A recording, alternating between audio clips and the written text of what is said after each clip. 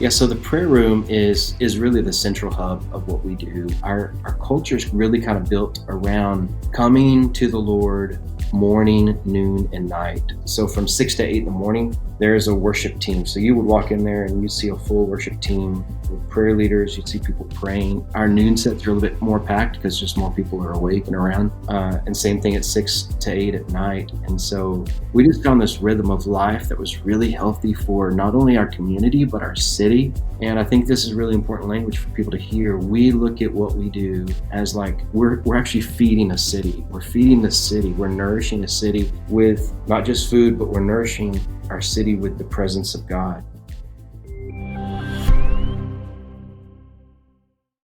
What's up, everybody, and welcome to this week's edition of the Worship Fuel Show. My name is Matt McCoy. I'm the founder of loopcommunity.com and the host of the Worship Fuel Show. And today, I'm very excited to welcome friends from Upper Room. We've got Jonathan Lewis and Oscar Gamboa, and we're going to talk about songwriting, worship culture, their new project that they've been working on that they just released, and all sorts of things worship. So type down in the chats what's one thing you're walking away from this interview with, and let's go ahead and bring in Upper Room.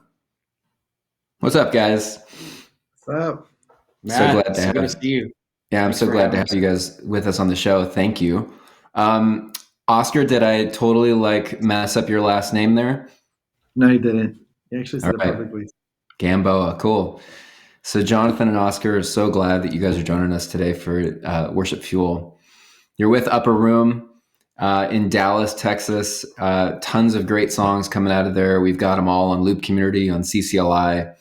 And I know that a lot of worship leaders who are watching this are blessed by your music. So can you guys just give us an idea of how did you both get started with Upper Room? Awesome. Well, first of all, Matt, thanks for having us on the show, and thanks for everybody watching. Just really humbled that people are listening to our music and being a part of our community. And I'll start. Oscar's actually been here longer than I have. I came in 2016, and one of my good friends invited me to a worship night. I think it was a Sunday night, and I came, and man, I knew I met my tribe. I'd been around a lot of them before, but probably a lot of people listening to this can relate when you just feel like you found your people. Yeah. And, so happy that I've just been a part of that since, like I said, 2016. Yeah, that's awesome. And what's since. your role with Upper Room right now, Jonathan? I'm the worship pastor. Okay. Yep, right here. That's awesome. And then Oscar, you've been there for how long? I started coming 2012. So it's been, how long is that? Like 13 years, 12 years? Long time. Is that when the church started? The church started in 2010. Okay. So 2 years in, yeah. So the way I got involved, the way I started coming was I got into, there's a preacher that was going to speak at Upper Room that I was kind of like following. And he was speaking at a church called the Upper Room, and my friend's like, we should go. So I looked up the church, and it had literally just there was a MapQuest link, and hours, and then hours of prayer and service. And I was like, what's this church all about? But I'll go. So we ended up coming to the church. It was 5 p.m. and I just fell in love with the worship culture. I was serving at a church. It was a bigger church, and it was really sweet just to see wow, it felt like family, felt like home. I grew up, whenever I got saved, I just loved the presence of God through worship and music, and I remember really experiencing that family aspect. And so I just started coming. It was 5 p.m. It was after church. So, and then I think 6 months in, I was like, yeah, I feel led to make this my home. So I made that transition. That's awesome. And cool your story. role, oh yeah, go ahead. Sorry, Oscar didn't mention this, but him and his brothers, who have been just a huge part of our worship here, and even the sound that people hear of making that sound. But they would ride the bus back and forth to church and throughout the week, and so it was before they had any of them could drive. Yeah, so I was fresh out of high school. My brother was still 15, so it's we were kids, just hungry, and we'd take the dart. Dallas, the public transportation infrastructure is pretty bad, so I know that firsthand. Yeah. That's funny you say that because I remember, I think I came, did they ever do a Passion Conference in Dallas? They have, yeah. I remember like probably a decade ago, I came to a Passion Conference and I had to take the public transportation. I think I rode the buses. And I don't, from the airport maybe, or it was like, and I remember it being like a total disaster. I was like, this is like so bad. Yeah, it's like it makes no sense, but Yeah. it still works. Yeah, it does work. But just you bringing that up, I like literally forgot about that memory. But okay, so sorry, sidetrack there. What is your, like, you're on staff at the church. Both of you guys are on staff at the church, I'm guessing, right? I'm not, but Jay Lewis. Okay, cool. Yeah. And so, Jonathan, are you like overseeing all the like set lists and band scheduling and that type of thing at the church? Yeah, so most people might know this about us, but our primary emphasis is prayer. And so throughout the week, we have we have a prayer room in our church. It's open from 6 a.m. to 8 p.m. every day, Monday through Friday. On Saturday, there's a prayer set from 10 to noon. And so that's kind of how our community, we kind of come around the place of prayer. And so I think there's about 200, just over 200 people who serve in the place of prayer, volunteering throughout the week, musicians, singers, prayer leaders. So that's just a huge community just within itself. And so there's kind of a team of us who kind of oversee that. Yeah. Kind of, organize. I call it herding cats because it's a bunch of creatives. And so it's just like herding cats, really, creatives. Yeah, that's a tough job. And then Oscar, what's your role? So my role is like musician, MD, and then for the album, I'm a producer. So that's kind of my role. Okay. Sure. Yeah. Yeah. You're making the music. Yeah, making it all happen there. Making it all happen. That's awesome, man. So, you guys have just you've released a ton of music. Like, yeah. How often are you releasing music? I feel like, is it a song a week or something? Because I feel like if you go to your Apple or Spotify account, it just goes and goes and goes and goes. The recordings you guys have. You can talk about that. Yeah, so it's part of the culture that we've created. Is like we kind of have two different lanes.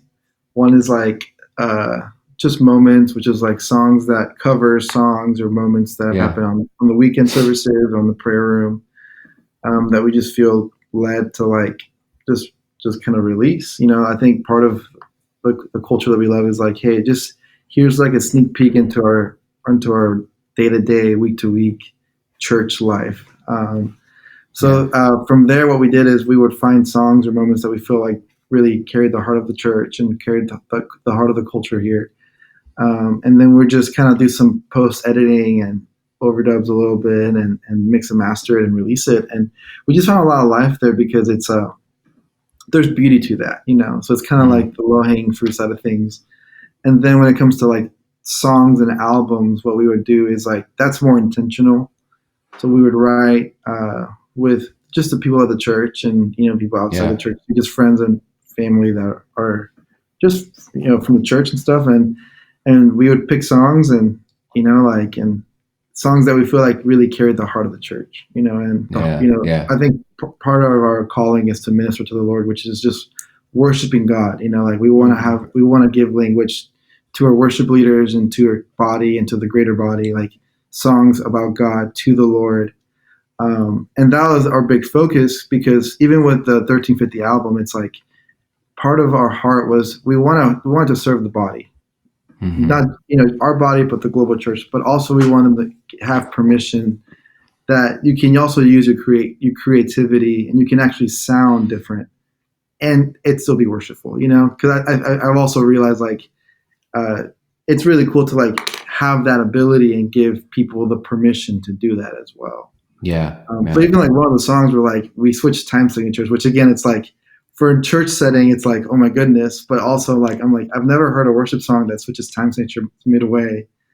And it just, I think I just wanted people to have the permission to love God truly with their hearts, with a pure heart, and also with their craft as well. Sure. Yeah. That's amazing. I can predict a lot of train wrecks if churches try to play that song with the time signature changes. Unless you have tracks. So unless you have a track. Yeah. You know, it's so funny because I'm sure we've all been there where like there's a song that maybe is in 4/4 and you like somehow got stuck into playing in 6/8 or vice versa. I think like one time I played How He Loves and it's supposed to be in 6/8 and like somehow we like were in 4/4 and it like was so weird. Yeah. So you guys released this album 1350, or is that how you guys are saying it? Is it 1350? Is it 1350? Like what's the 1350? Yeah. 1350? Yeah. So tell us what 1350 means and tell us about the album too. So part of the album was kind of a crazy story because we've been trying to do an album for like 2 years and just things weren't really like clicking. You know, we had to go back to the drawing board so many times with songs and even the way of releasing it. So we're like, what if we do it on Sundays? But Sundays felt a little tough because, you know, Sunday morning, Sunday night, it's like you want to serve the church, and adding a new song sometimes can kind of feel like, you know, it's like you got to do it a few times before you actually feel warmed up about it. So we're just kind of going back and forth, and we decided we're like, hey, let's do a worship night. We have songs, let's do a worship night. And then we were originally going to do it in June. And then that got pushed back to August. Well, the thing is too, during the same time, we're also transitioning buildings. So 1350 is the number. It's 1350 Manufacturing Street, which is the where we used to actually do church and do prayer sets. And then cool. we were there. We're currently trying to move buildings. And then for some reason, we ended up doing the live recording the last week of us actually doing service. I think it was the last thing we did. One of the last events that we did at 1350 Manufacturing. And what happened, I think we're here for 7 years, right? Mm-hmm. We're here for 7 years, and it's like, there's so much beauty to it. You know, I think when I think about 1350, the location, it's like, it's where I really like found my history with the Lord. It's really where I found my friendships, you know, established my friendships. I got married during that time. You know, we wrote so many songs. I think this is where Upper Room started to get, you know, things started to like get known more for Upper Room. So and I think the beauty of it, it's like after we did the night of worship, we did 2 nights. A friend of mine said like, hey, this feels like a crystallized version of the season, you know, of like the last 7 years, you know, what we used to do with friends and worship and write songs and just love the Lord with all our hearts. And so that's kind of why we named it that. We're like, it's more for us than for everyone else. You know, it's pretty cool, I think, 1350, but it's just like hey, here's like a really like just small bit of what the Lord has done the last 7 years through songs, through music, through prayer, through, you know, we did communion that night. There's just so much beautiful, like beauty to it. Yeah, that's special. What does the album creation process look like for you guys? Like, who's involved? I'm guessing for sure you are, Oscar, since you're producing it all. But like, how do you decide it's time to create an album, recording it? Who's on it? How do you decide like who plays on the album? Are you using musicians outside of the church? Like, are you using session players, or how does that work?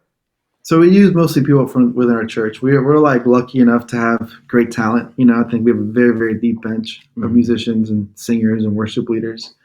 But when it comes to like the creation of it, part of a value of mine is like when it comes to the moments, that's like it's like a day-to-day thing. You know, it's like it's more of a maintenance versus like a creation.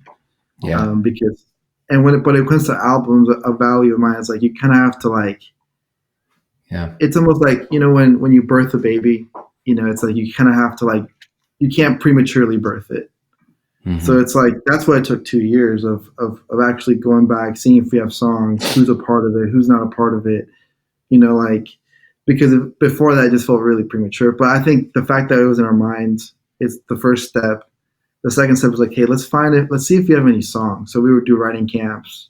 Yeah. I would also write separately. We would write together, you know, and then we would see which songs really felt right, and then we would even try some songs on Sunday to see if it like landed. And within the process, like and then we figure out like what sound do we want. You know, we're like, what are we looking for? I think part of the beauty of Upper Room and me being a part of it for so long is like I was able to like. When it comes to songs and like sound, I'm highly aware of like, you don't want to pivot too crazy when it comes to creatively, you know, you want to slowly pivot. So I kind of saw where we've been and where we want to go creatively. So it's like, all right, this is how we sound, and we want to make sure you honor some of the stuff, like the feel, the vibe. Luckily, some of the band members are my brothers and cousins, so like we can talk through that too as well. They're a huge piece to it as well. And then we added some new players as well that were part of the prayer room. I think about Dave Bautista, he played perks, and then Todd played guitar as well. And then we did use Antonio and Allison. They basically play for everything. Like they're like a blessing to the body of Christ. They played strings. So I think any string parts that you hear is like at any album, it's them. And they're very, very good. And I think after that, we just went through like pre-production. We're like, hey, we want it to feel more organic, more acoustic, but we don't want it to sound, we also want the sound to be very elevated as well. So we're like, and also we're like, hey, we actually, when it comes to drum sounds, we also were like, we want to make sure that you're not just recording from like an X32 or like, just basic stuff. We actually brought part of my studio and part of my friend Brandon's studio to the church. So it's like we had compressors, we had preamps, like we had top of the line stuff that we're like, we just want to make it the best that we can. Yeah. And then from there, it's like we did some rehearsals. We had some pre-production before that, just some stems and some vibes, and we took a week of like just dial in the band first. And once we dialed in the band, it's like we kind of locked in the sound as a band. We had some pieces with like usually what we do is like if you write the song, you usually sing it. So we did part of that too, but we also want to be inclusive with some of our new people as well. So we're like, hey, would you be open to sing the song? And they were so down as well. Yeah. So me, Jaylu and Autumn at the time, we really helped dial in who's singing and who can really carry the song in a really great way. And then from there, once we got all those pieces, it's like there's so many pieces you got to figure out. We just press record, and man, I think the chemistry was there because we were thinking about it. Me and my brothers produced the album, so we had the chemistry within the band, and then we included some others, and they just added so much value to the sound. And it's like it felt like after we recorded the song, and there's some even flow moments that we did that we actually never released, but it's like you just really felt like the band was tight, the leaders felt really tight and free to kind of do whatever they feel the freedom to sing the song and fully carry it, and if they want it to flow. And it was just like once you have a solid band and you have solid singers and you have solid songs, it's like the production kind of you're just more stewarding than like trying to make something happen. So I think during the night, that's kind of how I feel like you're more stewarding what God's doing, stewarding the sound, stewarding the songs, and carrying it to the finish line. I want to ask you just a very practical question and try to break it down very practically. Like if you're talking to a worship leader who's trying to figure this out, when you talk about those flow moments where like the worship leader goes off script a little bit and wants to maybe do something different or like sing a couple, something new, who's following who there? Like, is the band following the worship leader? Or is the worship leader following the band? And how do you like sync up the two? Like, especially if it's never been rehearsed. Yeah. How does that happen without it being a total train wreck? It's a great question. So like, usually what I tend to do, and I would love Julie to speak into it, is during rehearsals, part of rehearsing for me, we have an hour before we have an hour to rehearse the songs, is like I'm also, because we're very Floyd culture as well. So like a lot of the guys that have been a part of it, they're in prayer serving, which means like they have 2 hours to fill space or to play. So, it's like sometimes we have 3 songs and you kind of have to, so they've had the rounds of it. Yeah. But during a Sunday service, I'm like, we go through the song and I'm like, man, there's something on the pre-chorus. Like I can tell the worship leader's really feeling something here. So for me, I'm already thinking, I'm like, we're probably going to do that a couple times. So as an MD, I'm like taking the mental note. I'm like we're probably going to do this. And a prime example is like we did a song with Jaylu and I think Elissa. We did a song, Consider Him. And there's just like one phrase in the chorus that she's like, man, I really do feel that. So as an MD, I try to structure the song the way it needs to be structured. So it's like, let's say the song is 5 minutes and she really wants to do the chorus. I make sure within reaching tracks at a time, I would double that chorus as well and also have the ability to loop it, go back to it if I needed to, and go to the bridge after she signed the bridge. So I would put some structure to it, and I'm also highly aware too. So like whenever we've created a culture of like, they tell me where they want to go before would get there. So let's say they want to repeat a verse, like right before we hit the verse, they're gonna do the verse signal, and then we go back to it. Okay. And we kind of keep the same structure, knowing that like the dynamics are gonna go to normal back to the chorus. Does that make sense? Yeah. Yeah.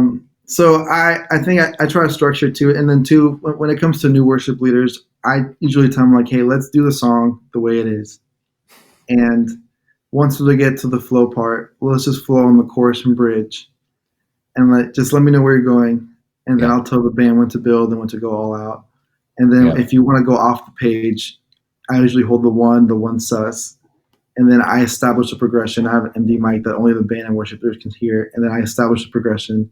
And if it's a new band, I'm like, hey, let's go to Tom's here. Let's build here. Let's go all out. But I'm also like worship leaders cue me where to go. I'm also following where they're going. Mm-hmm. So that's kind of like how I function with flows. Yeah. Interesting. First of all, before I jump into talking about the prayer room, because I want to talk about that, my very first memory of ever hearing about Upper Room was when the song Surrounded, Fight My Battles, was like blowing up. And I think, were you guys like the first recording of that song or something? Like, how did you find that song? Like, where did that come from? So the story of that song is that, well, the night that happened, our pastor, Michael Miller, was preaching on the blood. And at the end of his sermon, he just felt like he was actually talking about how the blood speaks and how the blood speaks a better word. And so one of his phrases was, if the blood speaks, he believes that the blood sings. And so he asked Alyssa and the worship team, he said, would you come back up? And he goes, I don't know what's going to happen. It was kind of like a step of faith, for most people. For us, it was kind of, we would do this a little bit more. And so, but even with that being said, Alyssa has said that when she got up there, she wasn't feeling anything. It wasn't like she was gripped with like, oh, I have to sing this, or I feel something divine, inspiration. But when she got up there, she said she had a memory of singing something, a little phrase in the prayer room. And I think, were you in the prayer room? So Oscar was playing, and I think, so she just starts singing this phrase, and it was a phrase that she had sang months before in the prayer room, I think with just her, maybe Oscar and two other people. And, but she just starts singing that, this is how I fight my battles. It may look like I'm surrounded. And that just kind of comes out. And that was all it was. I think it's like 17 words, if I'm not mistaken. I think it's 17 words but it was just really powerful, I think, because of what we were talking on and just the Lord's anointing on it. And so we had started capturing things. Here's the kind of the quick version of that. That's when we first started capturing things in our church. A lot of our music is called moments. And so like we were just dripping moments from what was happening in the prayer room or services. And so we had put that moment up on YouTube, just kind of, we thought it was really powerful. It really affected our community. And then a little bit later, I think Michael W. Smith's producer had seen it. And he told him about it and said, I don't know, I just feel something on this song. Showed it to Michael W. Smith, and then Michael W. Smith was like, man, I feel like I should put this on my album. And at that point, there was no song to it. Again, it was just still 17 words. And so that's when he put it on his album, and man, it's just been to watch God move through it, 17 words. It's just been amazing. Wow. That song blew up and went all over the world. I remember that's when I first heard of Upper Room. I'm like, who are these guys? What's happening? Yeah. And that's a powerful song. And that's cool. I did not know that story, that it was actually, it happened in like a flow moment in a way, like spontaneously. Yeah. And I think it's powerful for even people to hear, like, Alyssa's story, and that she got up there. She wasn't really gripped by anything, but she had just had this memory of this little thing that she had sang a couple of months back. And just, I think for even worship leaders or singers to even recognize these little memories of maybe something they sang years ago or months ago or weeks ago, but like that's true inspiration. Like we wouldn't think, man, she was totally like, just overcome with something, but it was just this little memory. I think her brother texted her. But She didn't even feel it. Her brother your brother texted. texted us like, "Hey, Surrounded, you should sing that." She did Uh, for the flow. Wow, Yeah, so that's wild.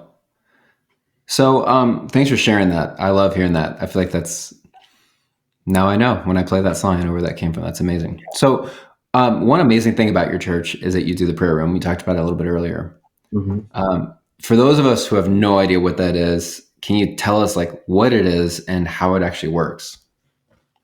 Yeah, so the prayer room is, I said this earlier, but I'll just say it again because it's worth repeating, is really the central hub of what we do. In the early days, we would say we really struggled with finding our identity of knowing, are we a church or are we a prayer room? We don't really know. So, Mhm.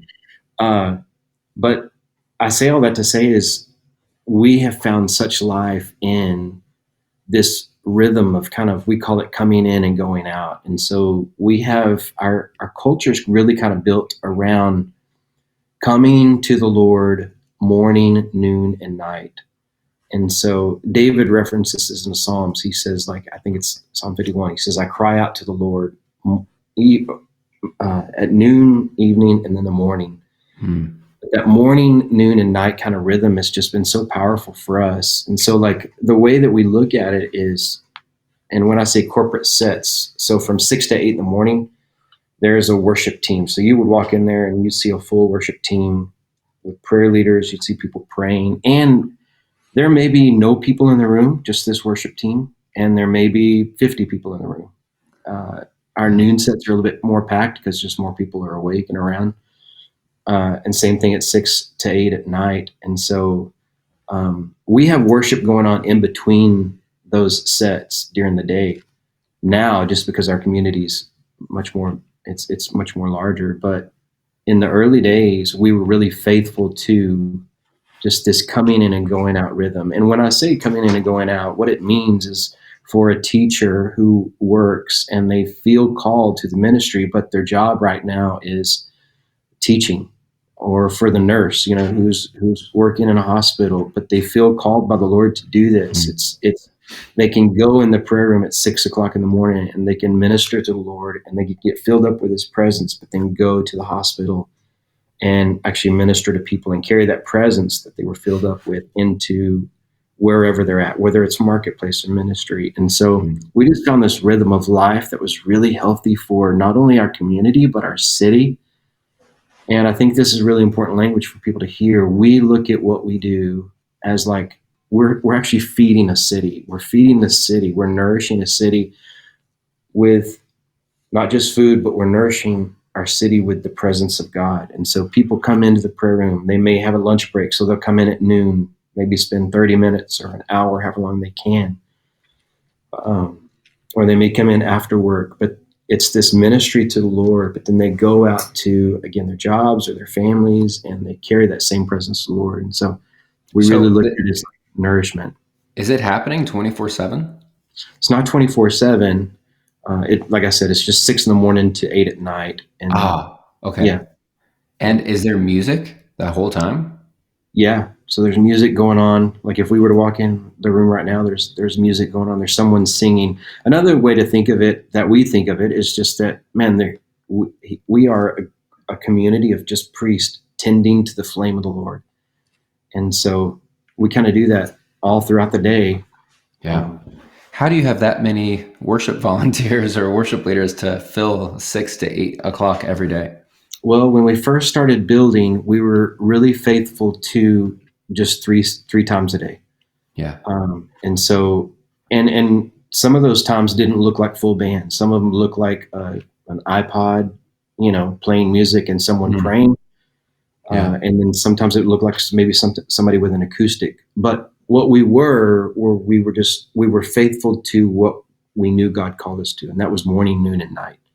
Mm. And so, the more I think really this is important for people to hear too, the more that we found that we were faithful to just that thing, that small thing, which is really not a small thing, but we were just faithful to just morning, noon, and night. Let's just show up morning, noon, and night.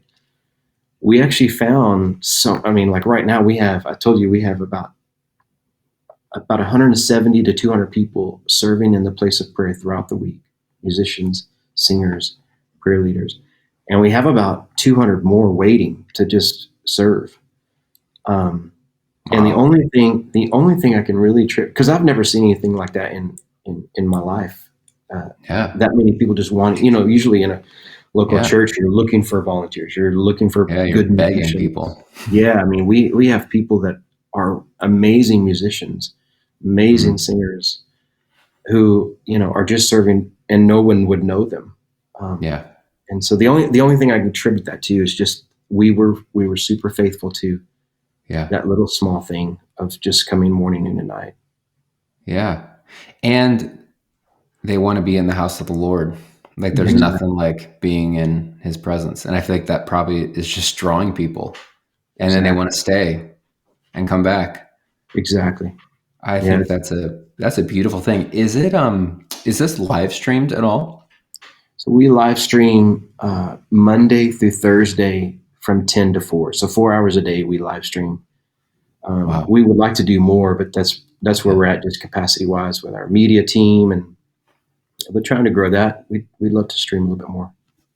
And a musician comes in and just plays whatever songs they feel like playing in the moment. Like there's no lyrics on the screen or anything, right? Like, is it No, planned?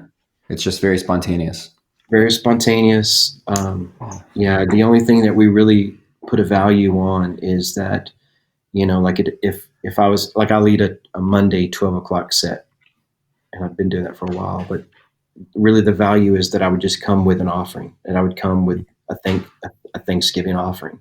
Yeah. And then, however that fleshes out over the next 2 hours, we're gonna go there and explore. So That's pretty awesome. That sounds like something that I personally would love to do. Like I wish my church had something like that, because I would love to like just bring my guitar and sing, and for an hour, like just kind of. yeah, I grew up in the Vineyard Church movement, oh yeah, and yeah, my dad was a Vineyard pastor, and I remember like we had services where we just like flowed in like worship and like new songs and old songs and pieces of yeah. songs, and I could do that for hours, honestly. So Well, like if come I had a on. place where I could do that, that just sounds incredible. Yeah, and that's, bro. What you're saying is we are finding that is in the heart of his bride right now. His church Yeah. is just that, that wanting to come in with just an open, almost like what you would do in your home. Like Yeah. just by yourself, and people are so gravitating towards it. So. How have you seen these prayer times transform your worship team and your church? Because I'm sure, I mean, this sounds like it would be very transformative to whoever would be involved. Well, I'm sure I'd like to hear what Oscar says on this one, but I would say for myself, like one of the things that we hold very dear to us in the place of prayer, and again, knowing that the place of prayer that's central to anyone. So, like we just released an album.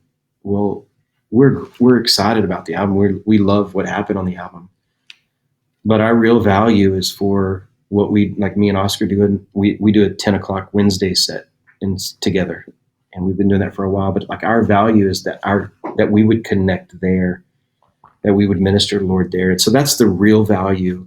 And that would be the other thing that would lead me into say that, that room and that prayer room kind of vets.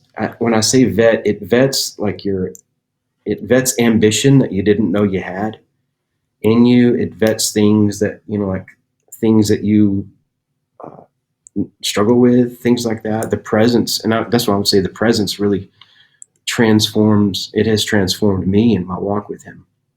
And so I would say this just from a personal experience in that room. I feel like that prayer room has made me a more humble person. It has really dealt with a lot of things that, secret things, hidden things. There's just been exposure in that room, in front of his presence to me personally. And so I think that's the value of that room and that prayer room. But Oscar, I'd love for you to answer if you have any. Yeah, I think you have to define prayer, because prayer is very, there's a lot of different definitions of, when you think of prayer, you can think of 10 different definitions, and I think for Upper Room, one thing that I've valued is the simple definition of prayer, which is just relationship. Mm-hmm. So prayer is me talking to God, my relationship with God, and I think it's taught me because I love the church, I love the global church, and I think there's a beauty to like there's a first command, second command. It's like love God with all your heart, soul, and mind, and then love your neighbor as and also love your neighbor. And I think so many times the church can have it backwards. It's like we're about people, and God's all about people. He really, really is. But it's like when you love Him first and you're transformed by, when you become who you behold, and if you behold Jesus, it's like you become like Him, and you can actually love people without any strings attached.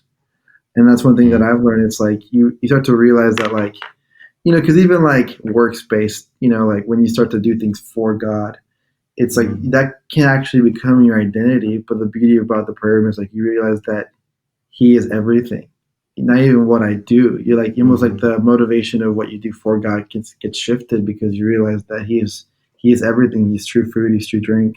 Even the songs that we do, the songs we write, the albums that we release, whatever you do in your workplace, like that becomes secondary, and He becomes first, and He becomes the leader of your life, and you start to develop a true like you start to see God and Jesus as a real person, and you start to actually commune with Him as a person through Scripture, and the next thing you realize you have people around you that you're like, oh, you also love Jesus as well. Yeah. You love His bride and you love worship, and next thing you're surrounded by a community that loves the Lord, and that's one thing I do value for it. It's like when it comes to music and worship, it's like we have the songs that like give you language to sing, but we also have the moments of like, man, we can just sing. It's like things that are script and things that are kind of like when you're having a true conversation with someone. It's like you're like, man, it's been 3 hours.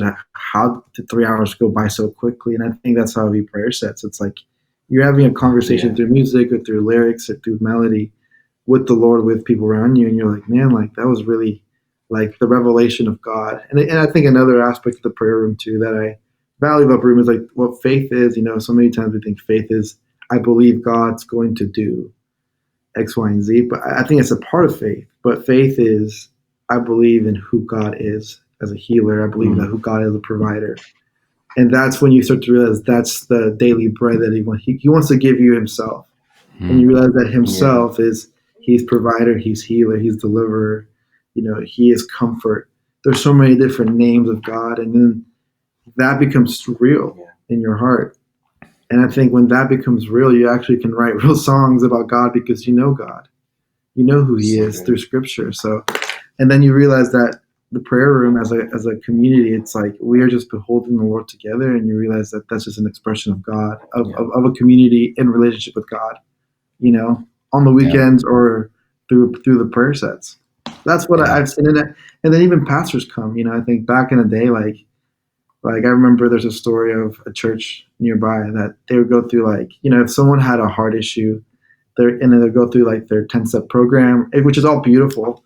And if they still had the issue, they're like, hey, they would send Miller a message like, hey, this person's going to come from our church. I think him sitting in prayer and in the presence of God for a season is going to do wonders for them. It's like, can you just be aware of them? So they would come and like their life would come and be transformed just in the place of prayer. Wow. Through the presence. So it's even like much greater than just Upper Room, the church. Like it's really has blessed the body of Dallas. Leaders come and they get revelations for their sermons. There's teachers that get their curriculum through prayer sets. Just they bring it to the Lord, and the Lord gives them insight for it. So I've just seen it from a both like heart level and also from a practical level. That's what I've seen the fruit of what people do. Like it seems little, but you realize the impact that it does. Long term. That's awesome. I love it. So with the album 1350, I know it's like asking to pick your favorite child, but is there one song on that album that you really would love for worship leaders to check out? Like, hey, listen to the song. Maybe they could implement it at their church. Is there one that you think is really going to kind of soar? Can I have three? Three? All right. As long as they're in order of 1, 2, 3. Okay. One being the best. I'll start with 3. I think number 3, I would say Lamb of God. think Jaylee led it. I think the more I listen to it and the more we do it, I'm like, this song is so good to lead. It's so fun musically. I think the concept of the song is powerful and unique, and I think it's really really good. We did it in a prayer set yesterday, and I was like, man, like there's something to the song that I really enjoy. Number 2 is Consider Him. That one actually caught me by surprise that one was just like a good like list. You can do it at church, but also it took me some time to understand it, but listen to the lyrics and it actually like really ministers to you. I think number 1 is The Church. We wrote that one with some friends from Bethel, and I think it's a much needed song for where the church is at today. It's about unity in the church and how we're in this together, and how the gospel is still alive and still working today. And it just like, I think it's a unifying song for the bride. Yeah, so good. I would probably pick Consider Him. I remember, I'm only saying this because there was a point in the night when we were recording it, and we sang that. There's this one line in the song. It says, "My weariness is swallowed up in the kindness of our covenant." And I remember thinking, who in the world wrote that? It's such a powerful revelation. And I was crying that night just because I felt the Lord so near in just that line. And so I hope that, I say that because I hope that song touches people like it touched me. Wow. Yeah, that's an amazing line. All right. Well, I'm looking forward to hearing this album, and it's out now. We have all the tracks on the charts at Loop and on Song Select. So worship leaders, if you're out there, go wherever you get music, listen to 1350 and listen to those songs. I think they're going to be a blessing to your church. You guys, next time I'm in Dallas, I'm going to ride the bus, ride the public transit over to the prayer room. Come on, bring your guitar. Just make sure you have a 3-hour like window to get to church. To get there, Or you can take a 30-minute Uber. So I would love to see what you guys are doing there with the prayer room. That's pretty amazing. I'd love to have you. That's really special. You guys, I also want to just say that I really appreciate, I can just sense like just humility all over both of you guys. And I know that like that probably trickles down as well, like to your team. And I just want to say, like, I just want to encourage you in that, that's not something you see every day, sadly, even in the Christian music space. But I think I just talking to you, I'm like, man, these guys are just so humble and like real, down to earth. And you're about the right things. So keep going. I want to encourage you in that. And thanks for taking the time. Absolutely. Thank you. Yep. God bless, guys. See you later. See ya. All right, everybody. Great conversation with Jonathan and Oscar from Upper Room. Make sure you go listen to their new album, 1350, wherever you get music. We've got all the charts and the tracks at Song Select and Loop Community. So go check it out. Now get the resources. Right now, after this interview, go listen to Consider Him, Lamb of God, and The Church. Excellent resources there for your church. So anyways, hope this was a blessing to you. Hit the subscribe button to stay tuned for future Worship Fuel shows, and we'll see you next time.